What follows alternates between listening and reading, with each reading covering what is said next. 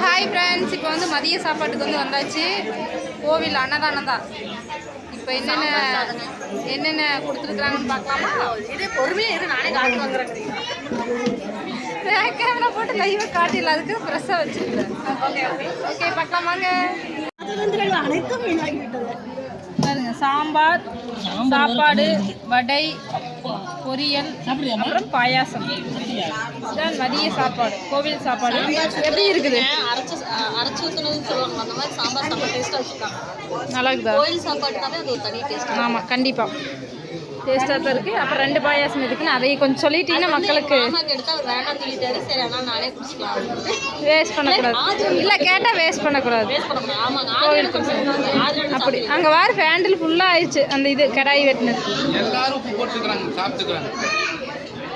எங்களுக்கு கரெக்டாக இருக்குதாம்மா காயத்ரிக்கு. நான் சாப்பிட சொல்றேன். நீங்களும் சோறு உப்பா போட்டீங்க மாதிரி பாவி, என்ன இப்படி சொல்லிட்டேன்? நான் ஒன்றும் சாப்பிட்டு பார்க்கவே இல்லை தெய்வமே. நானும் சாப்பிட்டு பார்க்கல. சாப்பிட்டு உங்களுக்கு ஜெயிச்சு சொல்லித்தரனால நீங்கள் சாப்பிட்டு பார்த்து உப்பு போடாம சாப்பிட்டு சாப்பிட்டு அது பழகிட்டான். சமைச்சு அதே சாம்பார் தீந்து வச்சுன்னு வருத்தப்பட்டு வந்து நீங்க பேசும்போது ஏதோ உங்களுக்கு கோவம் வந்துட்டு உப்பு போடாமே செய்வாங்க. அது என்ன சொல்ற?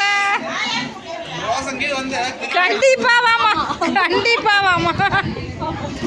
வாங்க ஃப்ரெண்ட்ஸ், சாப்பிடலாம். மதியம் ஸ்பெஷல்.